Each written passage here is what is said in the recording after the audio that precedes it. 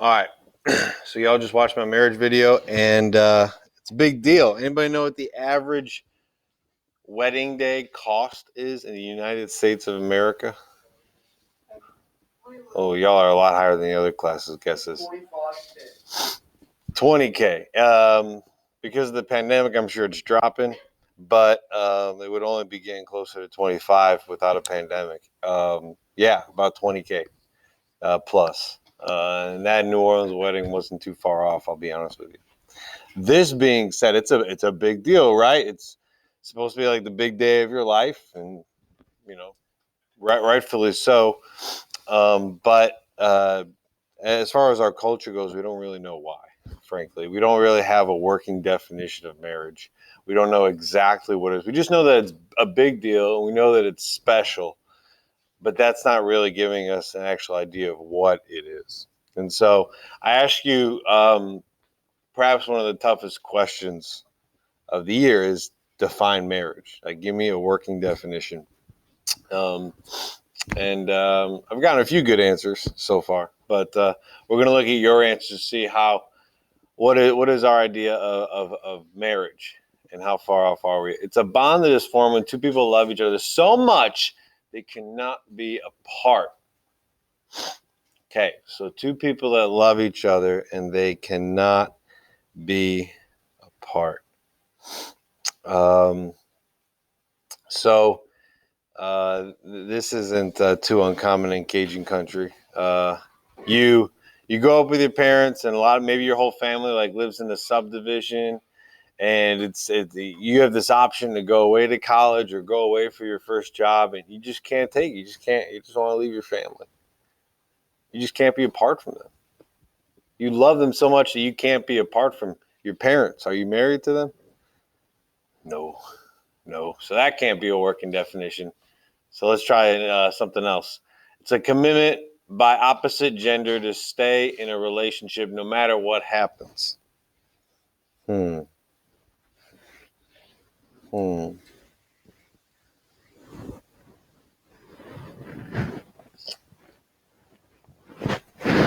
There's a lot of good things there. But if I were to get into, if I love my sister, and let's say I only have one sister, and I sign my will that everything goes, or a large portion of my inheritance goes to my sister, that is a pledge, largely till death. It doesn't make me married to her, so we can't work with that. Marriage is a love relation between two people that should not be broken. Oh, well, okay.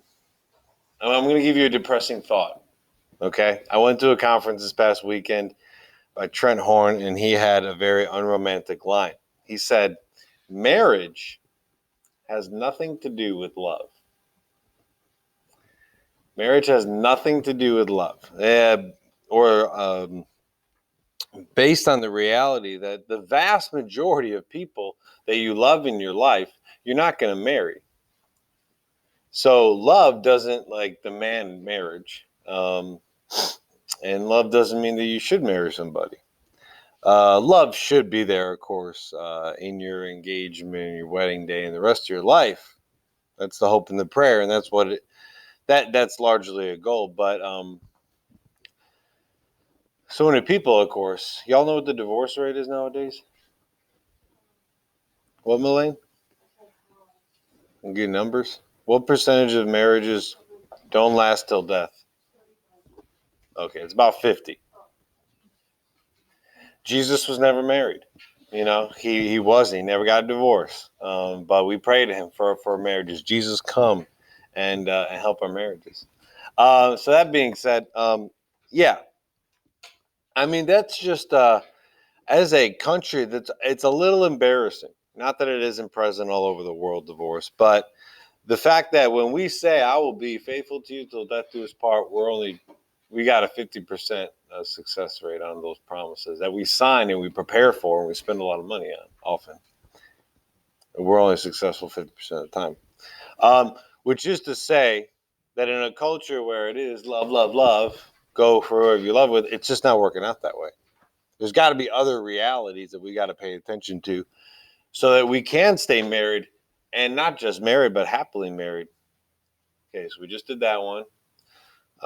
Two people which should not be broken, did that one. It's a promise or a vow made between man and woman, promising to forever love and cherish each other, fulfilling their duties in the Catholic Church by having children and raising them in the name of God. So is having children a Catholic thing or a Catholic vision of marriage? According to this definition, it is a promise or a vow. This person says it's a promise to love them till death. I promised my son the other day, I said, I'm going to love you forever, Isaac. I'm not married to him. So we got to have something more. We got to get something more in here. Commitment between man and woman to love each other, guide each other, and build a family together. All right. But oftentimes they don't build a family. A lot of times, about 10% of the time, maybe more, they're infertile and they can't start a family. So that's you got to back off from that a little bit. I would define marriage as something where a man and a woman make a promise to God to spend the rest of their lives together and be faithful to one another. That's pretty good. That might be the best one yet. It's not complete, but it's the best one yet. A union between two people. It's a little vague. Strong united bond between two people who are committed to each other, wanting to bring the relationship into the church. Pretty vague. Just two people bonded together, basically. Legally recognized union of two people in a relationship. Two people who are faithful to each other and respect each other. Forming a family, lasting the rest of your life. Sealing a relationship forever. Loving each other. Okay. Special vow. All right. A lot of good elements there, and every definition there has some truth to it. Like I said, some better than others. This long chapter is going to begin. Let me pull up the PowerPoint. With simply the definition of marriage. That's our only goal today, is to define marriage.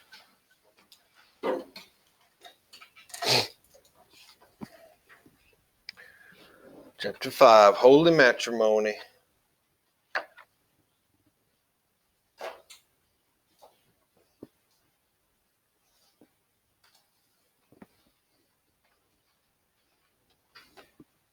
Listen, now this entire chapter is going to be broken up into 4 sections.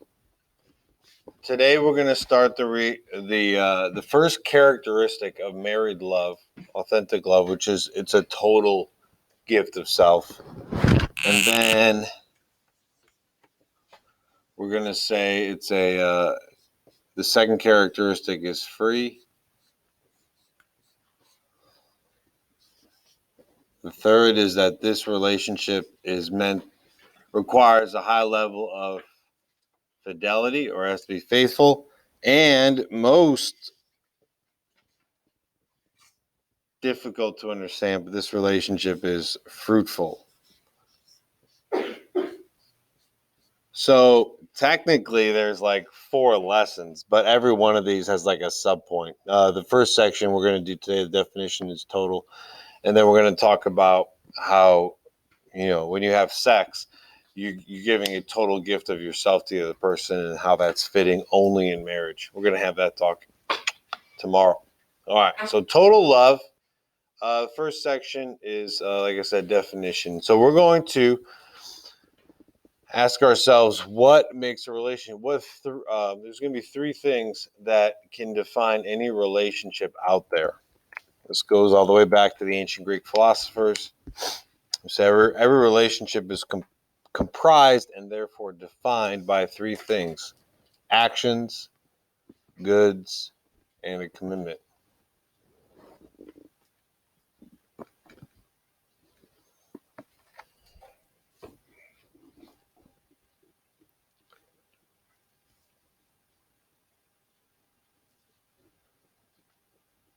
You do certain things with every person you have a relationship with.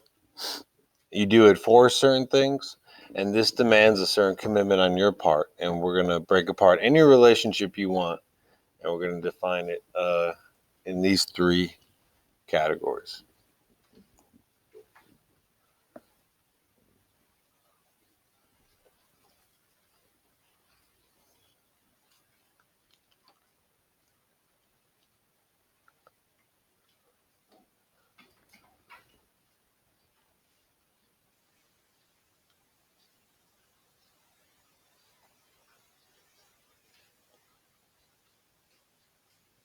Okay.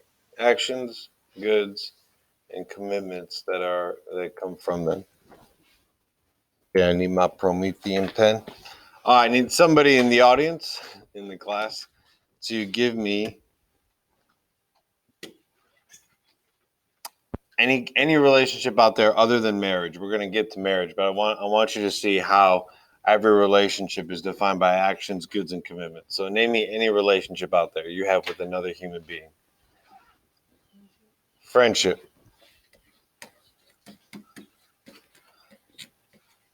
Keely, what you do with your friends? Actions.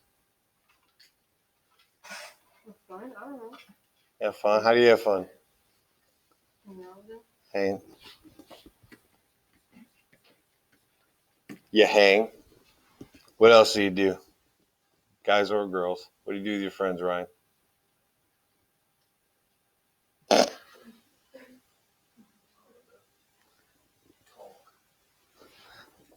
We'll put that on a deeper level. Ryan said talk. I'm gonna write share. Sharing, sharing hearts, sharing ideas, bouncing things off your peers. Come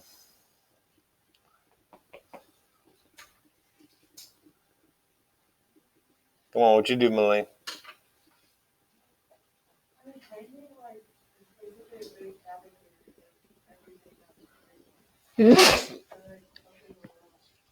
Talking covers a lot, is what you said. You probably play, not all y'all, play sports. You eat. You hang. Play video games probably. A lot of you guys at least.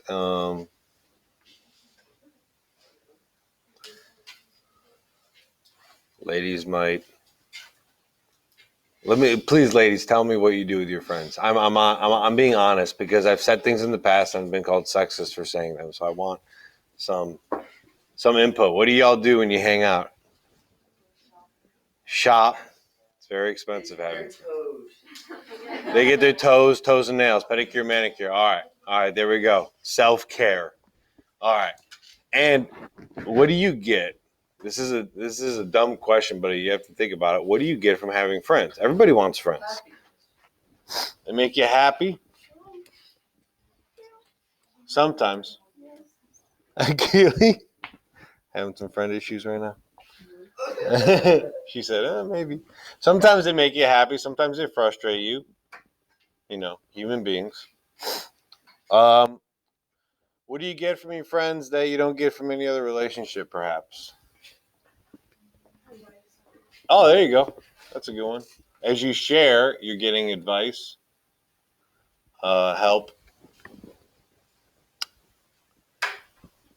You're finding support. Hang in there, man. Guy gets dumped. He's got to go talk to his boys to say, there's more efficiency. Don't worry about it. We'll get you another one. All that support, and encouragement. I got you back, man. All that stuff. It means in a lot of ways, especially at your age, it means more than sometimes even your parents, because your parents love you, hopefully, and you grow up hopefully largely supported by your parents, but you want to know that people outside of your family care about you, and then here come your friends. It's a big deal. How long are you committed to your friends group? Well, what is your commitment? What do they expect of you? The truth? Always? Ashton said, always be there for them. It's not always there. Give me an example where, Melaine, you cannot be there for your friends. And they say, Melaine, best friend just got dumped. Like, let's go get a gallon of ice cream, Um, and you say, I listen, I love y'all, but I can't. Why? Why would you not be able to make that? Shh. Sometimes like you just don't. You can't. So even with that, you have like your way to how to get them Ooh, something not real focused. that's deep insight. You don't have a bridge to get to them. Yeah, I can't help you. I don't entirely know what you're going through. I've never been there myself. You can do that physically. Yeah, you can buy them that gallon of ice cream. That's a good point.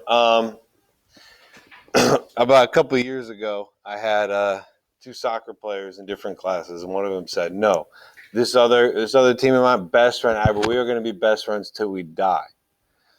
And I said, "Where are you going to college?" She says, "UL." Where's she going to college? Alabama. I mean, good luck with that.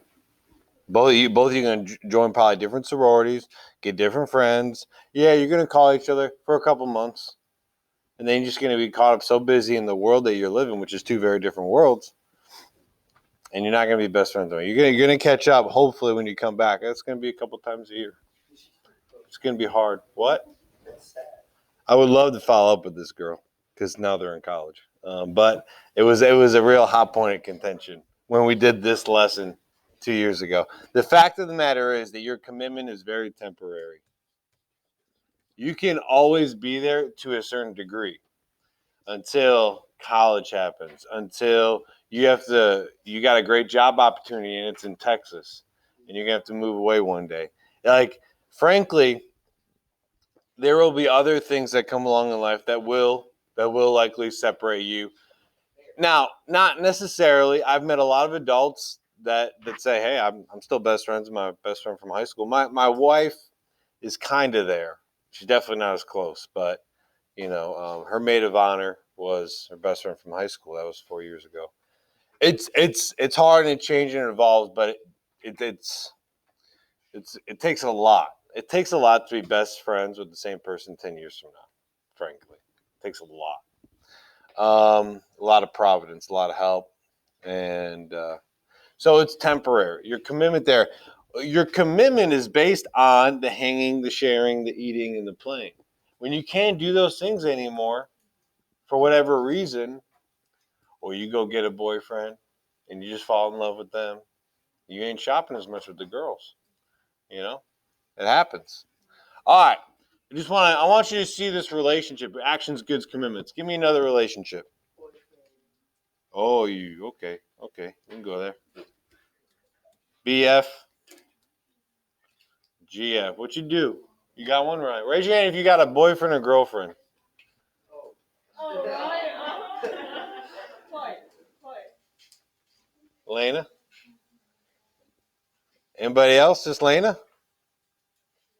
Don't be shy. Don't you lie to me. Raise your hand if you got a boyfriend and girlfriend.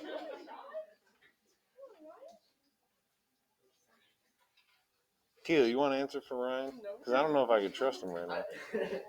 What's that, awkward relationship? It's complicated. Is it complicated going uphill or is it complicated going downhill? It's so complicated you don't know what direction it's going in. All right, so I just got to pick on Lena right now. Well, I can answer it. Okay, what you do with your complicated girlfriend? Keely, okay, you're done. It's going downhill. I found out. On a good day, what you do? Sure. Lena, you got anything?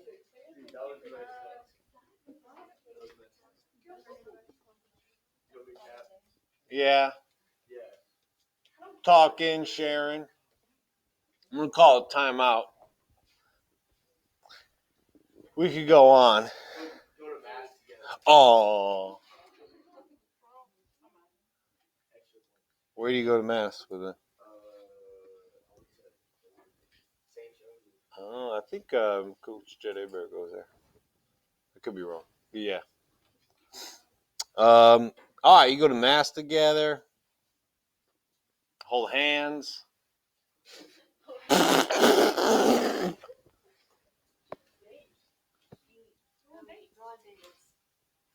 Support each other. Okay. So you look at the actions. I want to point out that there's not much of a difference between the friends and the special friend. And frankly, I know you're not telling me everything you do with your girlfriend, Ryan Richard. But I know you're not telling me everything, and that's okay. I don't want to know everything. I promise you that. That being said, a good, healthy, here's dating tip, which we're going to talk more about later in this chapter. A good, healthy high school, maybe even early college dating relationship does not look very different from just another really good friend.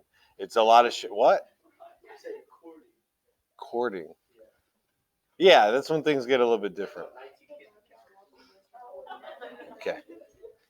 What do you get? What do you get from boyfriend, girlfriend? What are the goods that come from all this?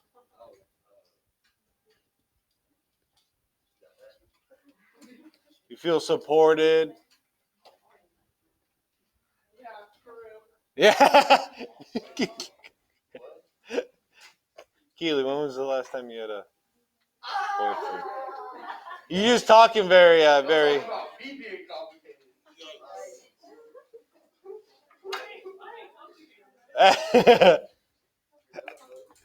All right. They make you happy. You know, you share your heart with them, perhaps more than anybody else in the world. It's good stuff. How long are you committed to the boyfriend girlfriend? It's quite temporary. Caden Boulay and his girlfriend been together for like 5 years. I know. He could probably just buy a ring now, frankly. Yeah, well, they were on and off quite a bit in high school, I think. Yeah. They say they dated for like 8 years. Wow. That isn't remarkable considering how different they are. It really was. I would have bet $100 that relationship did not work out. And that's on record. But I'm very impressed with them. My cousin dated his girlfriend for like 10 years. From like 8th grade. Oh, shit. It's similar to the best friend thing. It's rare, but it's beautiful when it happens. And it can happen. It's just rare. So you don't want to put all your eggs in the same basket, right? So you had like multiple girlfriends? Me? I have a bad dating history. I had I kind of had my first girlfriend was like 8th grade, and that was horrible because I had to hide it from my parents. And then she lived like 40 minutes away. It was horrible. And we just phone conversations largely. Saw each other like 3 times a year. Anyways, forgetting that relationship, we're talking like sophomore year. I had a 2-week relationship. Then my best friend told her I wanted to be a priest, so she dumped me. Thanks, best friend. And then I didn't even know that's why. And then I dated another girl who was pretty, like, I kind of dated her for more social reasons. Like, she hung out with the cool crowd. She drove, like, a nice yellow Mustang. Yeah. And so I was a horrible boyfriend, though. Like, I never even called her. And 2 weeks later, she was like, I'm done. I was like, crap, I was just getting going. Shoot. So that was a weak relationship. It wasn't until halfway through senior year that I got a girlfriend that stuck for almost a year. And I'll tell you that story next class. All right. So I got, not the best, but I had one long-term relationship. And it was towards the end of high school. Anyways, any other relationships you want to evaluate before we get to marriage? That's it. That's nothing else matters. Family. Like, give more specific. Oh.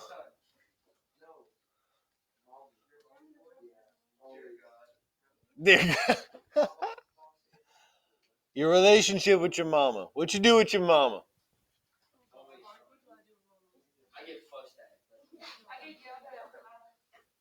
Okay, I know you. I know we're gonna hear all the negative things. They fuss at me, they yell at me. She supports me.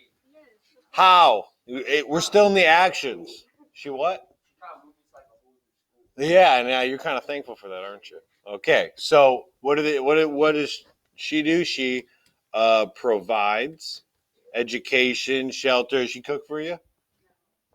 No, she's so Whoa! I hope that was not recorded. she's terrible. My stepdad. Okay, I got you. All right, so there's the providing of all the goods. I mean, of course, every child parent relationship is different here, but there should be some mentoring going on. Some like, hey, I'm here to talk to you. Can I let you know that that girl is not good for you? Does she tell you that? No.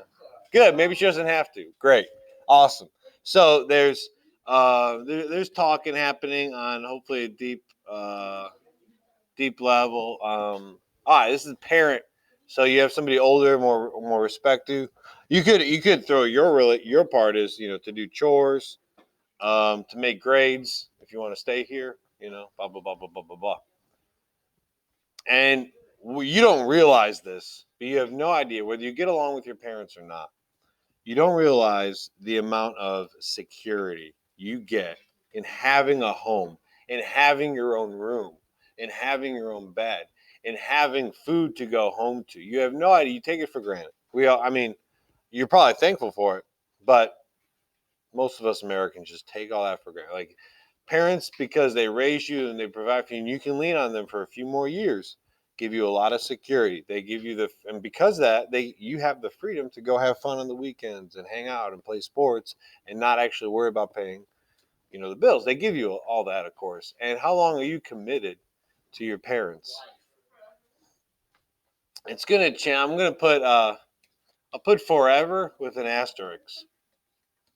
Why do I put an asterisk? Because it's going to change a lot. Your relationship with your parents is a lot different than mine. I'm about to turn 33, and my relationship with my parents means I go visit them about once a year, is what it's working out to be. And I call them on Sundays when I'm not too busy, and occasional gifts here or there. It's very different than your very intimate, complicated relationship with your parents right now. So, the reason I put the asterisk is because it's forever, but it's going to change from year to year, here on out, for the rest of your life. It's going to always evolve. Um, Unlike, let's jump down to marriage. What actions do married people do? What color should I do? They kiss. Is that it? Is that how babies are made? Yeah. Just if you kiss long enough, she'll be pregnant. Yes. I can just look at it. Actually, there's a guy Catholic guy who's has like 7, 8 kids, and he's just like, gosh, every time I sneeze, she gets pregnant. It's like that. She's that fertile. You have to make her eat pumpkin seeds. Tell that to his girlfriend. Um,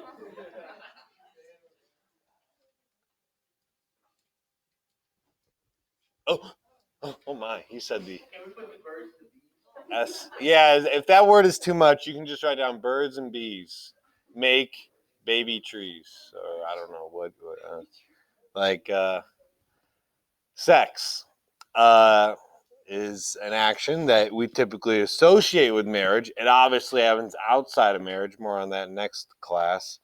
But it's traditionally understood to be a fitting and appropriate, even if you have it, of course, before marriage, it's fitting within marriage.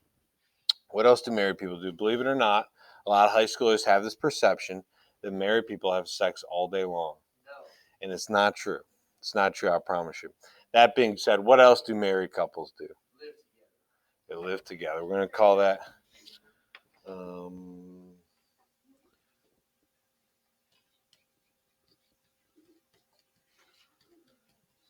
domestic life. They share, they move in together. It's very fitting that they move in together. They don't have to join bank accounts, but they ought to have an awareness of where the bank accounts are at and what the money's going to. They have to work together on everything. What are we eating for dinner tonight? How many kids are we going to have? how much money's in the bank, and where's our next vacation. Everything. Can we get involved?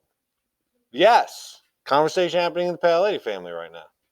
I want to hold off till the boys are older. She wants it now. I think I'm winning.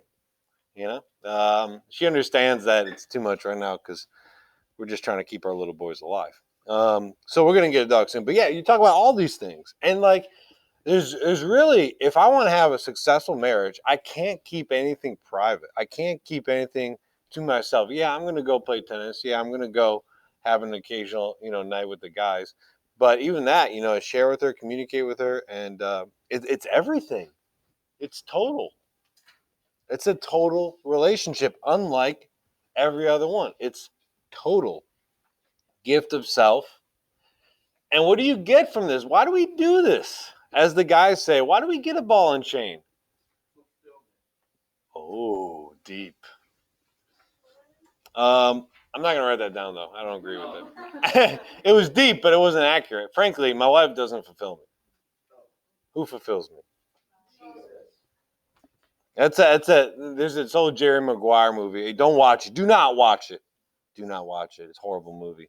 That being said, there's this classic cheesy romantic line where Tom Cruise, I don't even know anything about the movie anymore because it's so old. Because it's not good.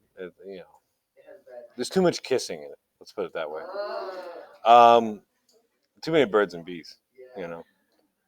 That being said, there's this famous romantic line from that movie that says, "You complete me," and to be honest with you, in the Catholic world, we kind of make fun of that, but like, no, you don't. You're another human being. You're perfect. You're flawed. You don't love the other one perfectly. If you think your boyfriend, girlfriend is one day going to complete you or complete you today, then you just don't know yourself well. No human being can complete you. You were made for God. You were made for heaven. So don't expect another person to complete you. They will meet a lot of needs that you have for, of course, support on a deeper level.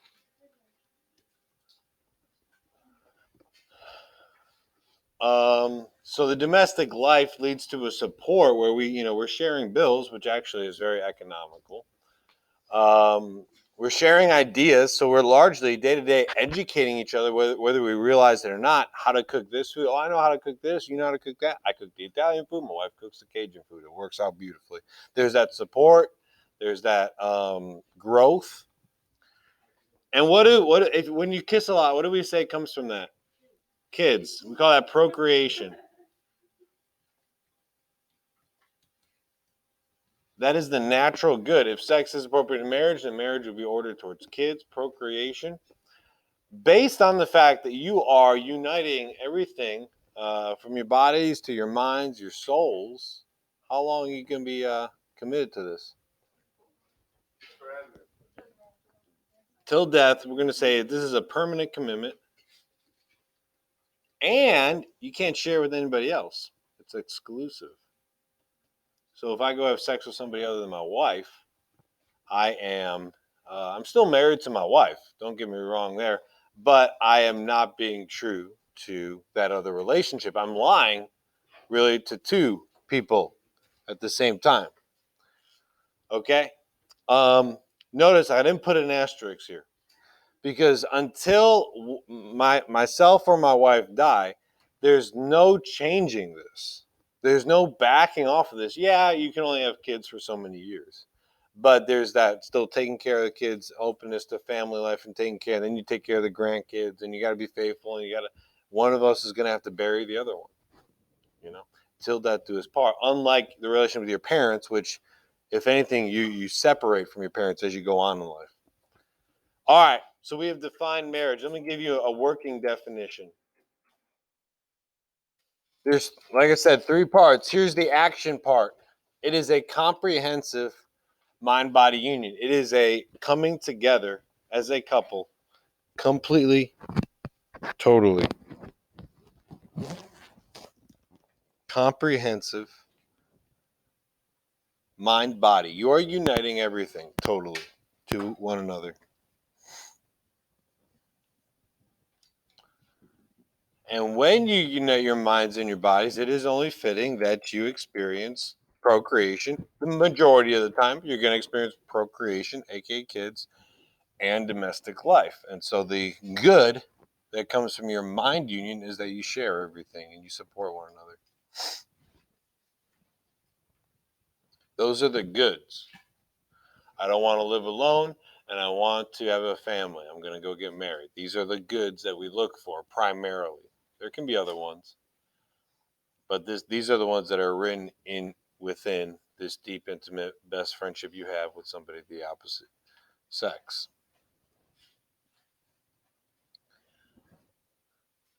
Whoops.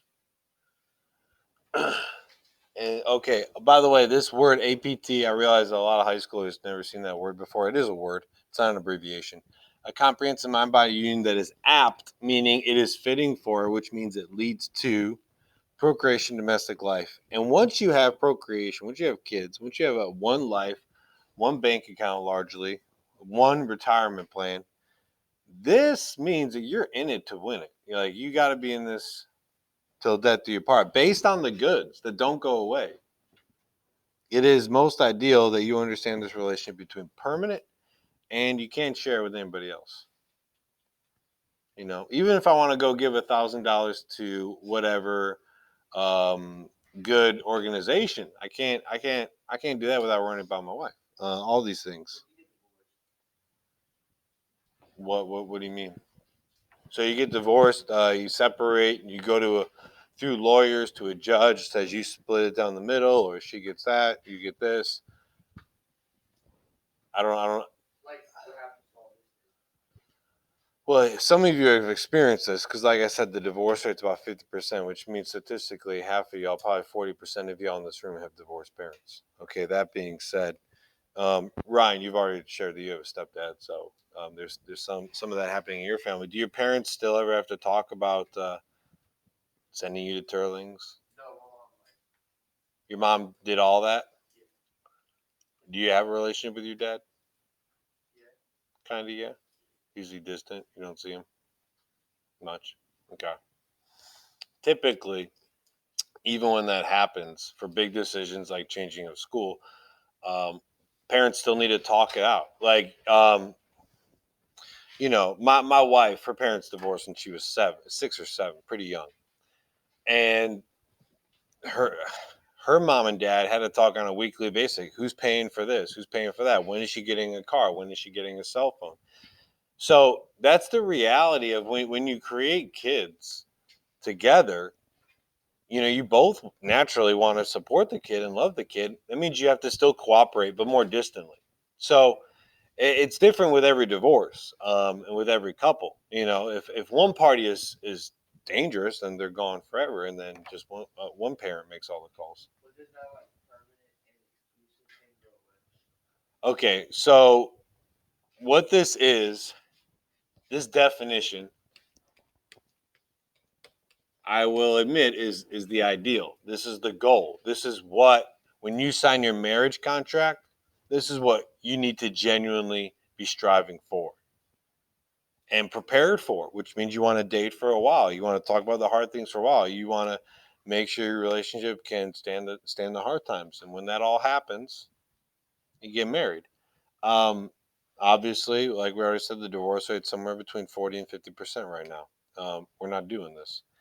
Um, for reasons we'll talk about as the chapter goes on. I want you to recognize this step-by-step logical approach that marriage is a total union, meaning that you don't hold anything back. We call that a comprehensive mind-body union.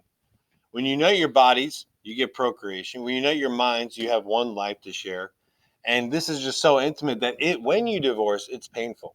And I'm going to teach you that it's not a sin to get a divorce. It's not. A lot of times I've encouraged people to get a divorce. The relationship's dragging out too hard, too painful. It's a drag. It's harmful. It's abusive. Get a divorce. Sometimes you need that. Not denying that. And it's not a sin. That being said, even when you divorce for really good reasons, it's still painful. It still hurts. It still separates people. It's still bad for society, and kids naturally struggle a little bit more when their parents are not living together under the same roof. sometimes it's a necessary evil, but this is the ideal. This is the goal. And part of the reason why this chapter is going to take me a month to get through is because in a world where marriage doesn't mean too much anymore, just get married and make like Kim Kardashian, get divorced like 72 days later. In a world where, like I said, 40-50% of you have seen your parents get divorced, and you've seen the good and the bad of that. I want you to believe that you can. I want you to believe that you can be in a marriage till death do you part. I want to educate you on how to do that. A lot of you are like, okay, I'm in high school, Mr. Powell. And a lot of you are, you have to date right now in a way that's going to prepare you for your marriage. And if you think that your marriage is still many years away, I've only been here 7 years, and I've got two students that Thomas Buller can testify to that are years into their marriage at this point. I have a lot of students that get married halfway through college. You could be, some of you are 4 years away from getting married. You're 5 years away from being a parent. I'm going to scare you. It's a lot closer than you think. y'all are okay with being married in 4 or 5 years, but it's like parent. Oh no! Oh no! Oh no! Well, all right. I need to teach you about two more things uh, to wrap up this intro to the sacrament of marriage. But yes, my goal of this chapter is to make you realize how hard marriage is, how difficult it is. I want you to realize um, how much you need, how mature you need to be to really enter into it, to do it right, and to do it well. Because if you can commit yourself to this, I mean, your happiness in life is going to be so much higher. If you date the wrong person, you're going to marry the wrong person. If you marry the wrong person, your life can only be so happy. You can go get a divorce, at 35, 40. You have to deal with all that baggage for the rest of your life, though. I really want you to make every effort, have every intention of having one solid marriage. And if you follow the Catholic steps, aka the Catholic rules on how to go about getting married, it drops your divorce rate down to 1%. If you can save sex for marriage, if you don't use contraception, contraception is condoms, birth control pill, all these things, pray together, go to mass together, etc., etc. All these things, you fill in all those steps. There's about a 1 to 2% divorce rate, but you got to work for it. You got to be disciplined. You got to not have these wild and they lived happily ever after like fantasies about marriage. Like you have to realize that it's hard work, but it's worth it. If you work hard at school and you work hard in college and you work hard at your first job, it's gonna pay off. If you work hard at your marriage, it's gonna pay off. But don't think that you can just be sexually attracted to somebody and just live happily ever after, because that is false in every way. That being said, this is a sacrament, right? And I gave you the definition of sacrament in chapter 1. It's an outward sign of an inward grace. Sacrament is an outward sign of an inward grace. And we're going to spend maybe half a class period 3 weeks from now talking about the graces that you get when you get married before God, and how he helps you learn to love, and blah, blah, blah, blah, blah, all that good stuff. But frankly, most of the time we're going to spend on the outward sign. What is marriage? I know we just defined it, but we got to spell it out a little bit more. And I want you to know that marriage is written into human nature and experience. That marriage, and this is a big misconception in the debate on can two men get married? Can a man and woman get married? That this is not, excuse me, this is not a religious argument that I am making. I did not give you a bell ringer today from the Bible.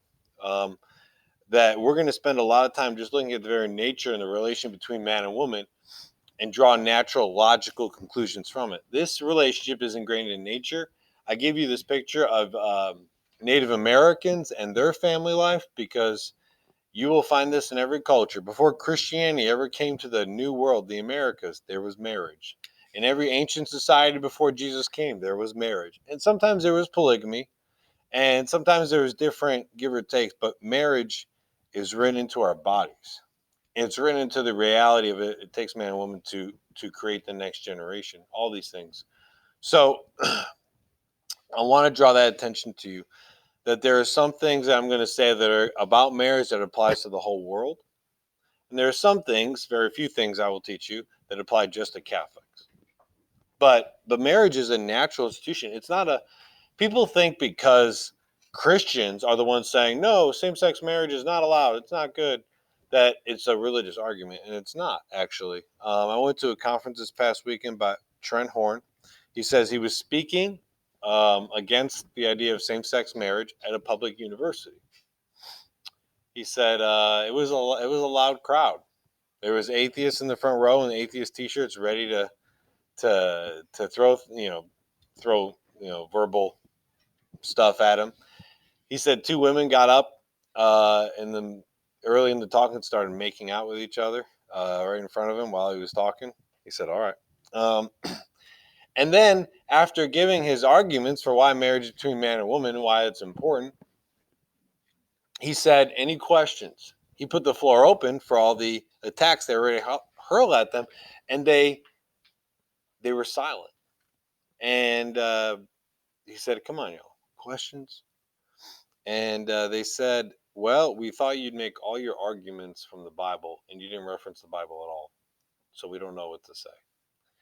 It's a marriage is written into nature. Like it's in our bodies. It's been recognized in different ways and degrees in every culture and every society. So no, just recognize that. This is a beautiful picture of like what I believe is a Hindu wedding. Once again, man and woman uniting. This intimate community of life and love, which constitutes the married state, has been established by the Creator and endowed by Him with its own laws. God Himself is the author of marriage. The vocation to marriage is written in the very nature of man and woman as they came from the hand of the Creator.